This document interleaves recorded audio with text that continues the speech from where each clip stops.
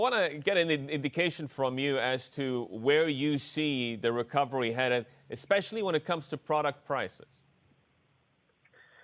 Thank you very much, Yusuf. I'm glad to join you on this call. In fact, we have seen an excellent improvement in the prices in Q2 compared to Q1. I believe after the ease of lockdown restrictions, we start to see a recovery in demand. We start to see an improvement in the BB prices. In fact, the spread in Q2 improved compared to Q1, which is a very healthy indication. And also our forecast for Q3 and Q4, it looks like things are trending up. Hopefully, we'll have a better stability in the oil prices. I think the economy will revive gradually, and definitely this will help recovering and stimulating the economy, which will have a positive impact in the BB prices as well.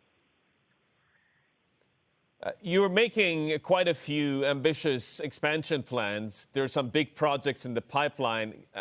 How far along in the process are you, both in terms of execution on the practical infrastructure and on the financing side as well? Excellent. In fact, despite whatever difficulties that we have faced from this pandemic, we have progressed an excellent manner. In fact, as you might be aware that we have signed our shareholder agreement in Q1, also the licensing agreements for both technology, whether in the BDH or in the polypropylene plants. And we have signed the BMC contract as well, and already we are progressing very well with BDB and the feed as well. So I think despite this difficult time, the project is progressing very well. And in terms of financing, just recently we have concluded a deal with the 3 Saudi banks with 1.5 billion Saudi riyal. Based on the current situation, current circumstances, the appetite for the banks to lend is a little bit difficult. But I think they have an excellent trust on advanced performance, which really concluded this deal in a very competitive cost. You mentioned this has been a difficult time for the industry, but for the world, frankly. Are you having to look at making operational cost reductions to make sure that you are in a resilient position if there's any more headwind towards the end of the year into 2021? No doubt, Yusuf. We have a few challenges, in fact, and we need to look around them. First of all, continuity of COVID-19, and everybody talks about second wave, and let's hope that this will not happen. And also the lockdown, but lockdown start to remove the gradually, which is a major good factor, to be honest with you. I think what would steer the business, 3 main factors. As we need to continue our cost optimization.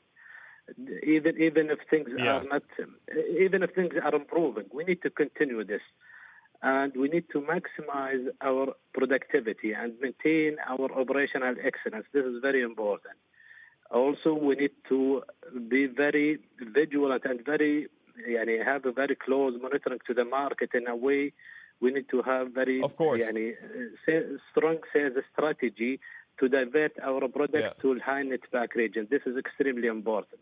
In terms of the recovery that is ahead, an economic recovery, what is the kind of base case that you have crafted in your planning scenarios at the moment? We have considered different scenarios: best case scenario, best case scenario, and the worst case scenario. And we have anticipated what would be the forecasted BB prices, the propane prices, and we have developed our financial model accordingly. And we are very optimistic that things are improving, trending up, and we have seen this improvement. I think stability of the oil prices will play a major role. Let's hope also that trade war between China and the United States will not have also an impact, because, in fact, this is the first impact even before the pandemic, this pandemic that we have faced. And we need just to watch the market and to maintain a competitive advantage among the others. This is very important to enable us to compete and to sell our product in a very good manner.